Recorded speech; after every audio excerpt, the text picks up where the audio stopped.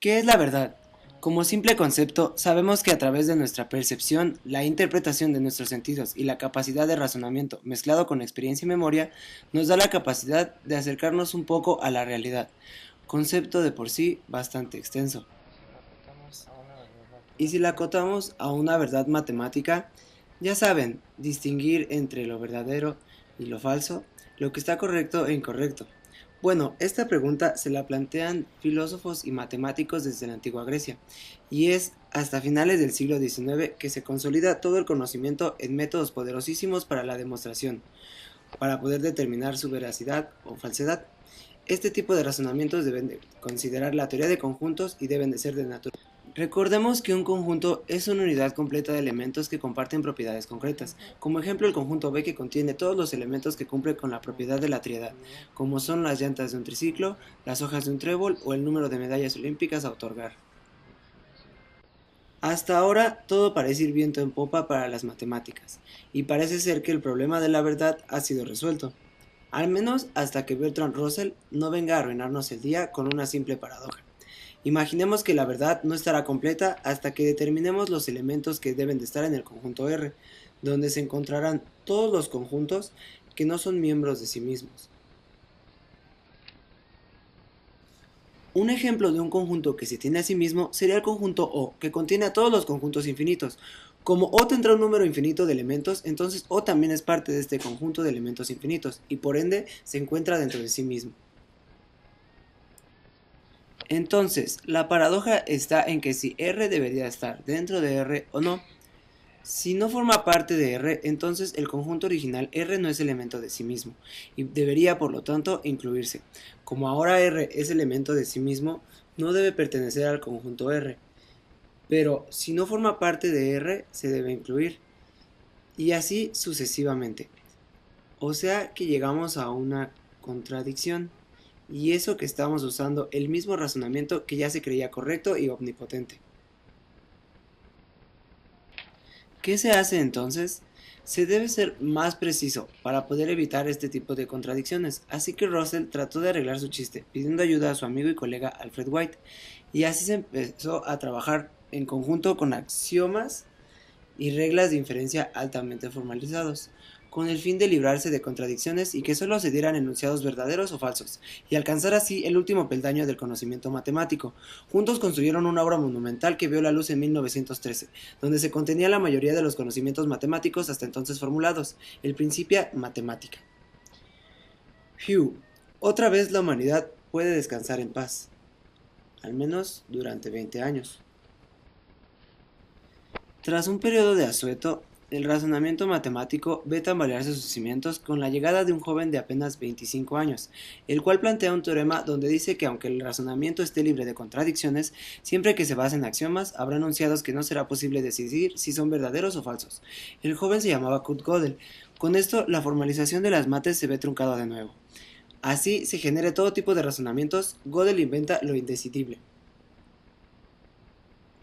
Ahora, si nos aliamos con un Gödel un poco más robusto y dejamos de lado los formalismos anteriores, podremos estar aún más cerca de la efímera verdad. Antes de Gödel existía la esperanza de alcanzar un sistema completo y consistente, pero la verdad es que si encontramos un sistema basado en axiomas, daremos con este tipo de sentencias indecidibles. Según los formalistas, se sugeriría añadir axiomas con el fin de delimitar más el problema, pero ahora habría nuevas sentencias indecidibles para estos nuevos axiomas, y así hasta el infinito, a la manera de las matruscas rusas, que de una gran matrusca surge una menor, y que a su vez contiene otra, y así sucesivamente. Este raro fenómeno es conocido como godelizaciones infinitas. Bueno, recordemos que es un curso de inteligencia artificial. ¿Qué tiene que ver Gödel y Russell con todo esto? Es turno de que retomemos a otro gran pensador de este tiempo, Alan Turing, el gran precursor de lo que sería conocido como inteligencia artificial.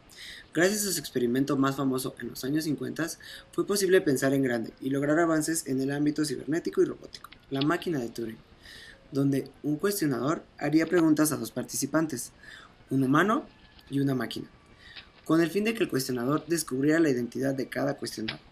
Si la máquina lograba engañar al cuestionador, la máquina en sí cumplía con los requisitos básicos y era considerada como una entidad inteligente artificial. Según palabras del mismo Turing, no existe máquina que cumpla exitosamente con su experimento, hasta ahora, dándonos un escenario más o menos similar al de Gödel con sus sistemas indecidibles y con Russell y sus conjuntos paradójicos. Pues bien, Turing estudió a fondo el teorema de Gödel con el fin de aportar grandes e ingeniosas ideas que ayuden con nuestro fin principal, ¿recuerdan? Alcanzar la verdad matemática última, dejándonos en claro que no es posible encapsularla en formalismos, ya que la verdad va más allá de simples construcciones humanas, y no menos importante, nuestra comprensión y concienzudo razonamiento de si algún día será posible que una máquina actúe y reaccione tal cual un cerebro humano.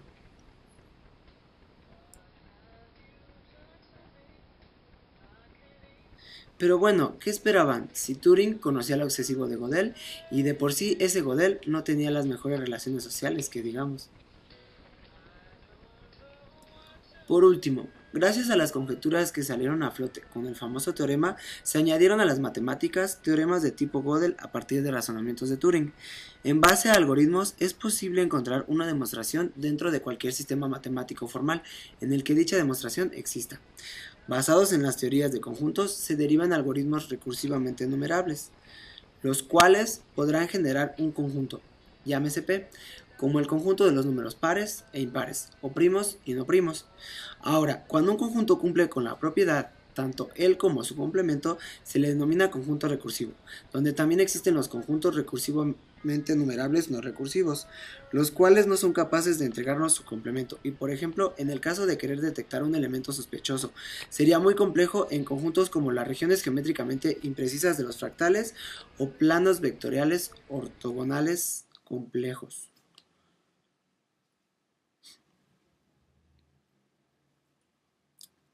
Esto nos deja en claro que otro aspecto de Gödel es ejemplificar que el concepto de verdad matemática no es totalmente accesible a través de argumentos formales, que quizás también participe algo de intuición matemática.